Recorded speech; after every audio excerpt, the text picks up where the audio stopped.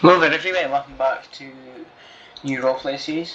As you can see, we're here at our new farm, which has this silo with a hole in it over here, so this will be coming down at some point, I think.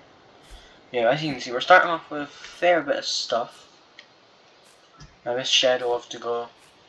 So yeah, this is just the yard, as you can see right now. Doesn't look to be anything in here, as you can see, other than a bit of weeds. Some more weeds. Fuel tank, however, this doesn't look like it's in good enough condition. Oh, sorry, I noise that. As you can see, a fair bit of work going on. Well, needing to be going on.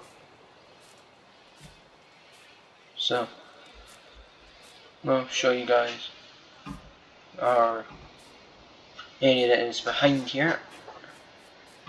As you can see, we have a pile of trees, and also it would appear there is also a pile of soil back there.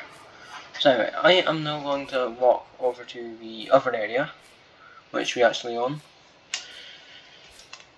Or actually, nah, better show you guys around the house area first. Forgot about that. That would help.